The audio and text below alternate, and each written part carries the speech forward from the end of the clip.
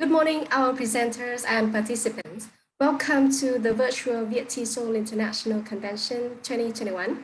On behalf of the organizing committee, we would like to thank you so much for your participation and contribution to our annual convention success. We are Hale and Lan Phuong as the presentation's moderators. We are delighted to see all of you in light of virtual presence today, especially in this parallel live oral presentation. We do hope that all of you will be able to have some valuable knowledge and experience as takeaways following the talk. Before the presentation, there are a few considerations. In case you have any questions or concerns about the presentation, please feel free to leave them in the chat box so that we can gather the questions for easy response in the 5 to 10 minutes Q&A session. We gladly welcome Ms. Dak Thị Phượng in this 30 minutes parallel live oral presentation, which is entitled Motivating Younger Learner While Teaching Online. About our speaker, Ms. Dak Thị Phượng is currently a lecturer at the University of Languages and International Studies, Vietnam National University. Her teaching and research interests include critical thinking and English language teaching in general. Please welcome Ms. Dak Thị Phượng. Okay, thank you, Ms. Ha, for your introduction. And welcome everyone to the very last presentation of today. So I would love to keep things as briefly as I can so that we can work according to the schedule. So my topic is motivating young learners while teaching online. This is a pretty, I don't think that is hard and it's not so hard at the same time because the topic of motivation is already very popular in English language and teaching already, right? But teaching online, especially in the context of COVID-19, of the COVID-19 pandemic, is becoming a very hot issue. And as far as I remember, the first one was canceled. So the second presentation today in our room was also about online teaching, and the speaker did talk a lot about the concepts related to online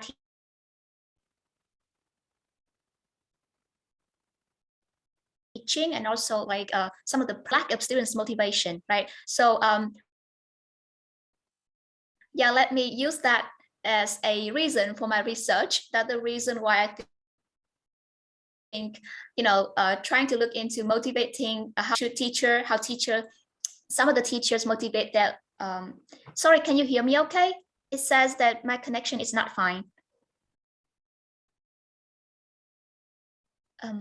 Sorry, can you hear me? Yeah.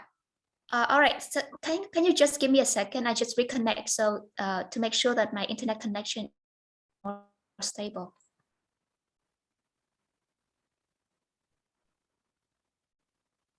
Okay. Thank you, everyone. So yeah, that's one reason. And I'm preparing here so a little slide to show also to show my reasons for researching into this area. So we just need to type in học online tiểu học. So it's like primary school online learning and teaching. You just Google it and then you can find a lot of articles showing their concern about the topic. So obviously that is a big issue nowadays. If you go online, whenever you go online, you can see on social network sites a lot of concerns from the parents. A lot of parents are even like they are worried and they're angry at the teachers because they feel like their teaching online is not effective enough. They're not satisfied with the teachers' teaching. They're not satisfied with the school's policies. A lot of things related to this. So yep, that is my big motivation for that study, for this study. I personally not teaching officially teaching any kind of young learner classes. Sometimes I did, but not all the time because I'm teaching mainly university students.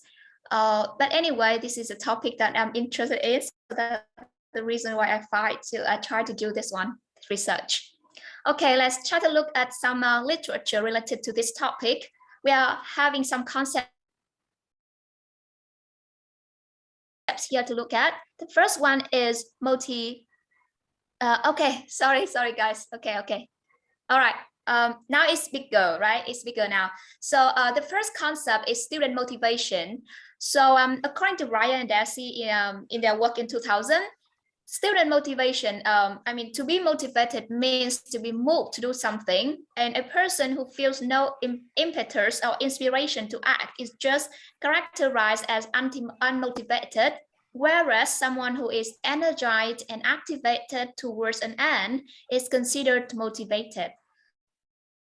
So basically, in the academic context, motivation is something that can drive students towards to the objectives of the lessons, to the objectives of the course.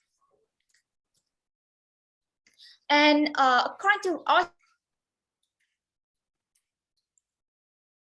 to Ryan and Desi, and also according to so I think that's Lecty in 2001, student motivation can vary a lot according to the learning and teaching context. So yeah, in a lesson, student can be very motivated. In another lesson, student may not be so motivated. And in this teacher's class, they can be. And now we talk about the types of student motivation. When we talk about motivation, we include two types of motivation over here. We have intrinsic motivation and we have extrinsic motivation.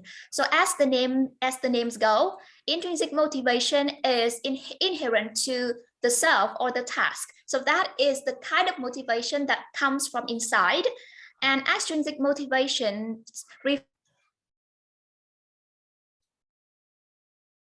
to something that originates the task. This is from the research of Gilbert and Hayanga in 2009. So over here you can see a figure showing levels, types of motivation. So over here we talk about extrinsic motivation, we talk about intrinsic motivation, and you see the column over here, the scale over here, right? So to the left we have non-self-determined behavior. To the right we have self-determined behavior. So you can see that as illustrated in this figure, intrinsic motivation is normally considered more powerful compared to extrinsic motivation. This is a model, a figure drawn by Ryan and Desi 2000 as well, and this is called the self-determination theory model. And over here we can see some of the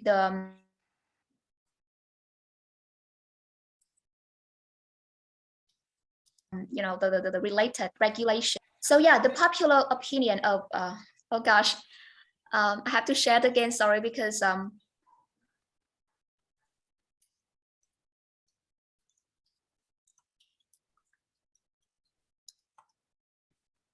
sorry, there's a problem with when I press the present button. Normally, if I stay for too long at a slide, then it just freezes there. It just freezes there. I don't know why. Maybe just Zoom. So let's. Okay. Just do it again. All right, so it is a very popular opinion of a lot of scholars that of which there are many that I'm not saying over here, that that intrinsic motivation is actually more powerful. However,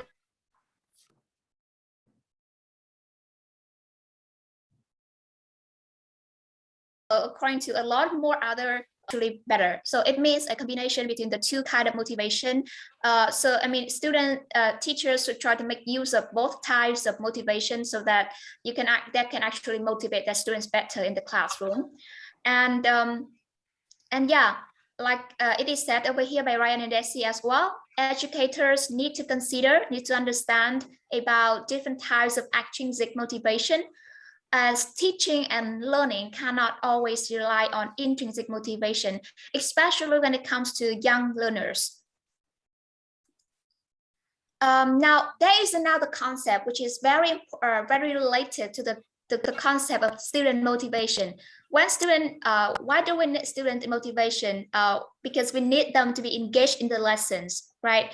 And student engagement is something defined here So this is a continuum ranging from relatively rational and technical approaches to those that are more constructivist, to those reflecting a critical democratic work will. And they suggest that that not only is this a descriptive continuum, but that is a move from rational to the interpretivist to a more critical understanding, also approaches a more socially grounded construction of engagement. So engagement is a this is pretty complicated saying over here. But anyway, it shows that engagement sometimes they define it in a pretty completed way. However, if we look at this one, we can see very clearly 5 types of engagement presented. So the first one over here is rebellion. Rebellion is when students are not really engaged in the lesson. And then move on to the better level of engagement. We have retreatism, we have passive compliance, we have ritual engagement, and we have authentic engagement.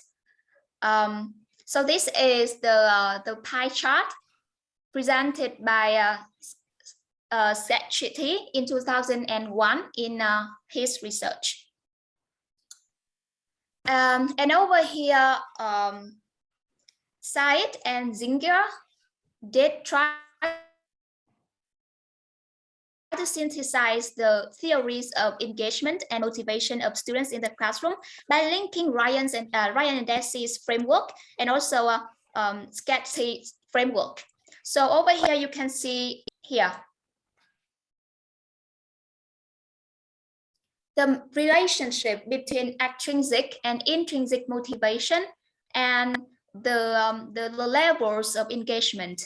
So as we move from the left to the right, you can see higher level of motivation, more powerful forms of motivation, and also we can see higher levels of engagement.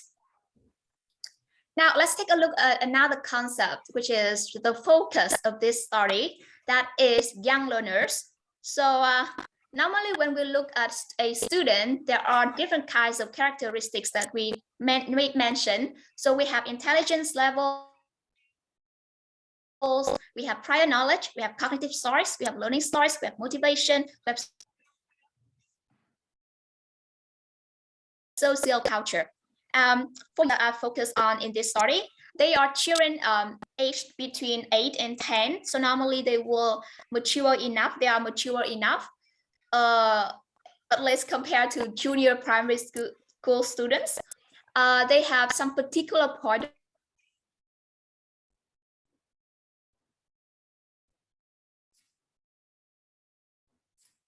of view. They can describe differences between they believe of what is said and the real world to express and comprehend meaning and messages. They also have distinct options about what they like and what they do not like. And they are very open to what happens inside the classroom. And also they ask for teachers' decision. They can also cooperate very well with other people, and they can learn very well from one another. So however, there are some particular reasons why they may not enjoy learning online. They may be really bored sitting in front of the screen for a very long time. You know, as adults, if we sit in front of the screen for a long time, we feel really stressed, we feel really bored. And that's kind of the same for students, especially for younger learners, especially when their attendance span is not so long. They are not very strong students. Some students are not very strong students. And that is the reason why direct support from the teachers, but when they are learning online, maybe they cannot, it's not really easy for them to get that kind of support. So it's pretty discouraging for them. And they are afraid of making mistakes. They use their personal devices to play games and to communicate with their friends only. So this is a story from a student that I heard from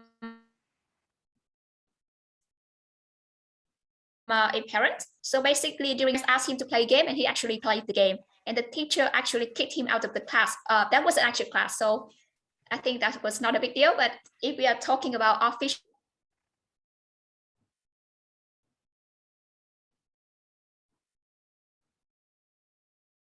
school classes, though, no, the teacher cannot. Or our students just generally don't like studying. Like, yeah, sometimes we don't like working. They are too young. Yep, they are distractible. Yep, they may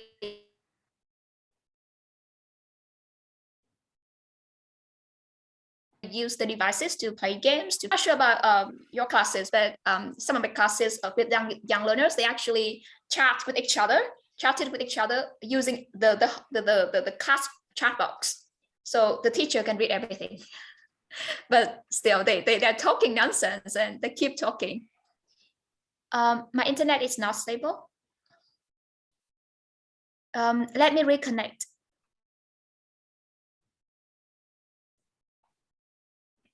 Yeah, okay. And yeah, for some special cases, the student may have some kind of specific education needs. So this is a SEND students. So this is another case that I'm not focusing on in this story. So let's not talk a lot about this one.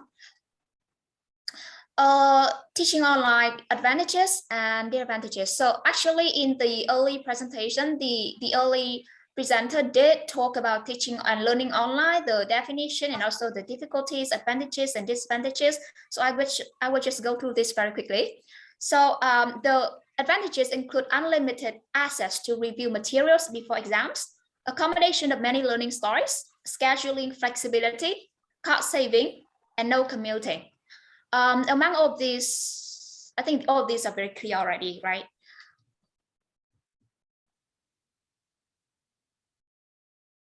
And for the disadvantages, develop an online course, and it takes a lot of money, a lot of efforts from the teachers, from the school, and we need a strong platform, right? Long-term preparation. So the teachers, a lot of teachers, they talked about a lot about this is mentioned in the research, and also this is something that I hear from a lot of teachers. They have been struggling with, designing the materials, with designing, preparing for the classes, and it's really time consuming. And for online courses in general, there may be an increase in the dropout rate due to students' lack of motivation. So, okay, motivation appears again. And poor communication, sense of isolation, because students are just sitting by themselves in front of the screen. And lack of motivation, lack of funds. This is when we're talking about the scale of a health school, lack of qualities. So maybe teaching online is not as that doesn't bring about good as results that is as good as face-to-face teaching. And poor accessibility. So this is a problem that we are experiencing right now. I'm having unstable internet connection. So this is one example when teachers, they're using Zoom or other kind of online platforms and to teach. And also students, especially in some countries like Vietnam, they don't really have access to all the devices. Like a lot of family, they don't really have smartphones or they don't really have laptops. So that it's pretty easy and it's pretty difficult for their children to actually study online. In the literature, people also mentioned about strategies to motivate students while teaching online. So they talked about providing students with interesting tasks, tasks that actually capture the attention of the students. She also talked about requiring a student to interact with each other by organizing some kind of group work, pair work, that they can actually talk to each other. They can actually share their answers. Teachers can also use a virtual textbook, picture, video, or chart. Teachers should avoid too complicated instructions. Teacher can also use a game, a song, or a film. And also teacher can use some kind of, online quiz platforms like Kahoot or quizzes or other kind of online quizzes platform that they can think of in order to teach young learners, the students, motivate students. Okay, here Yandi do mention some, some of the same strategies, and also add something new. So the teacher can use video materials, can be flexible with the deadlines. So Yandi, according to, no, it's not his belief, it's what is found out in his research. That is like students feel more motivated if teachers can be flexible with the deadlines. Like they can actually allow students to submit their works at multiple times. It's like that. And yep, teachers should provide concise materials. Again, about the materials, should use learning games and should give praise and rewards. Another scholar that I cited over here is Betty in 2021, a very new publication. So when teaching online, in order to motivate students, teachers should actually expect participation. So they should actively expect that and actively organize activities using techniques to do that. So this is, yeah, more like a foundation step. And then build social groups. This is actually outside of the classroom. So Betty suggests that teachers can actually organize some kind of, buddy program. Like they can have like one student and another student, one weak student and a stronger student studying together. They can actually call each other to study online during the time that they have to study online. Of course, outside the class time. And they can have personalized assignments for the students. So that should be related to students' interests, what they love to do, what they don't like. And yep, again, pair and group assignments. And another tip from Betty is to ask students to show what they know. So a lot of time teachers just ask students what to do and don't really care about what student want to show. So give students the chances to show what they know is also important. And there's something else, which is encourage long-term writing and speaking and predict the future. So it means like teachers can help students to get to know what they really want, what kind of goals they really want to achieve in the near future. I'm not sure that I have a lot more time. You got 7 more minutes. Okay, 7 more minutes. So basically,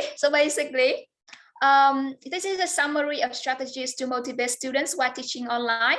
The first thing is about the material. So teachers should use proper material. The material should be diversified and should be concise, easy to understand to the students. And teachers should also organize proper activities. So activities should be diversified, interesting, personalized, interactive, and cooperative.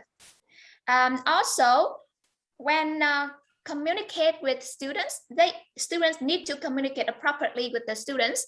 The mentioned thing is positive feedback. So whenever teachers talk to students about their works, they should try to give positive feedback. And another thing is to try to, okay, Soren, yeah. Organize social groups outside the classroom.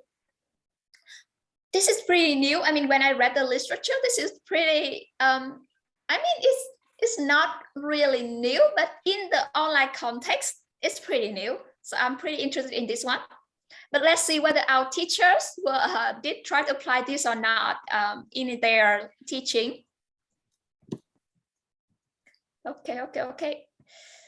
The slide freezes again.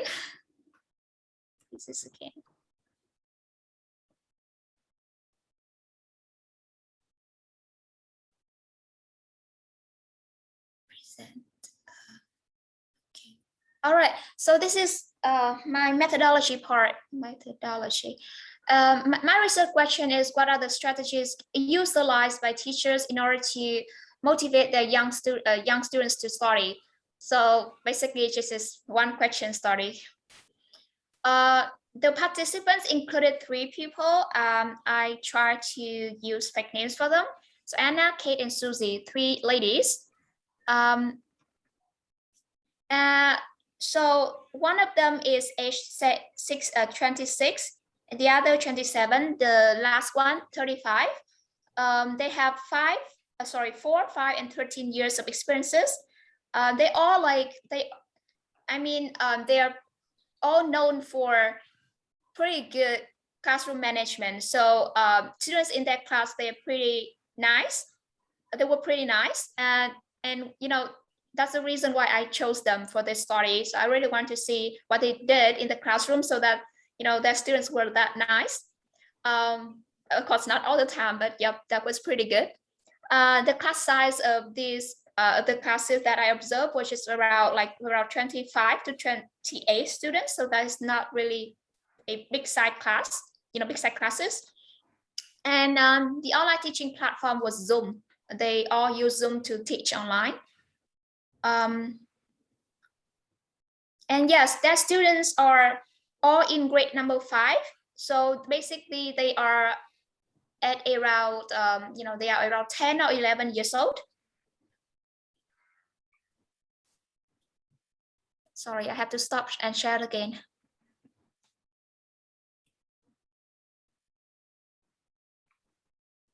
Ms. Phuong, you have only 4 minutes left. Okay. I'll try to move on really quickly.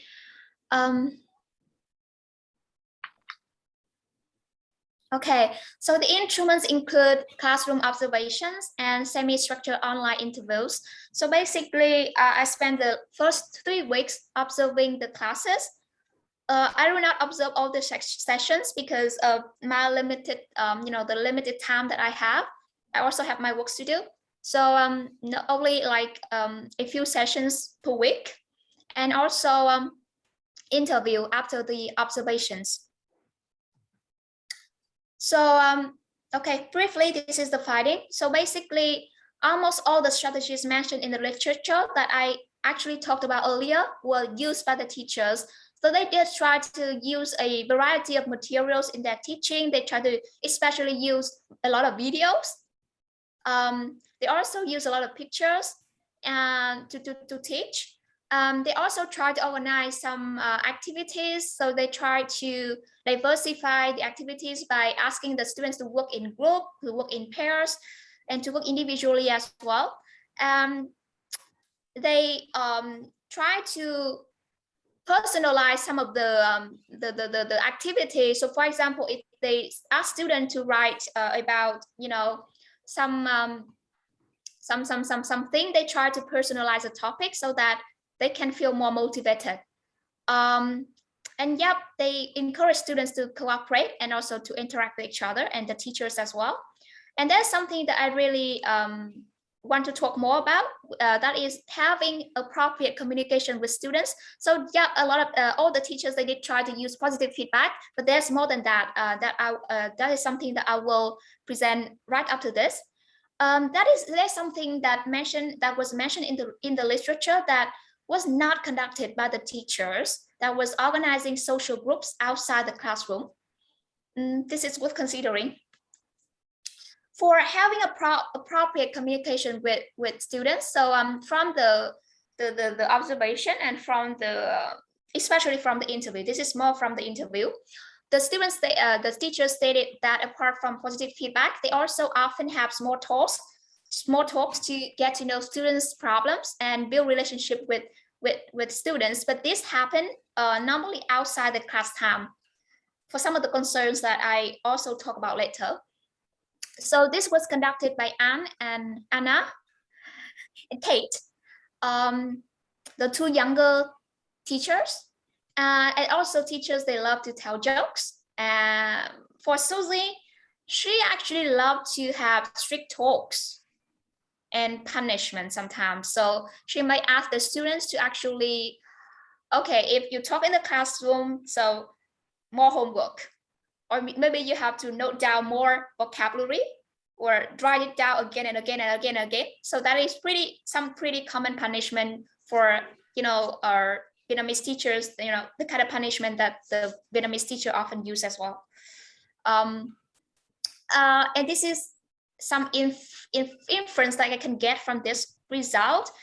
It is not so strong yet, so there needs to be more studies looking into this. So maybe younger teachers, they tend to be more gentle towards the students. I mean, they tend to adopt a more gentle approach So yep, they're trying to get to know student more. It doesn't mean that the stricter teacher, she doesn't want to do that, but it seems like, as my observation went, she was pretty stricter in the classroom compared to the other two teachers. Excuse me, Miss Phuong. Okay. Already. Okay, thumbs up. Okay, just go through the slide so that you can see that. Sorry. Thumbs up, right? Yeah. Time is over. Okay, so some more slides. Limitations, recommendations for other studies. All right, so we'd like to share our big thanks for your great presentation, Ms. Phuong. And now we are happy to receive the questions from the participants, but due to the limited time, we cannot include all of the questions in the Q&A session. So you can email the presenters directly. On behalf of VIC 2021, we wish you all the best with the productive day and meaningful rest of our virtual convention. Thank you and goodbye. Okay, thank you very much, everyone.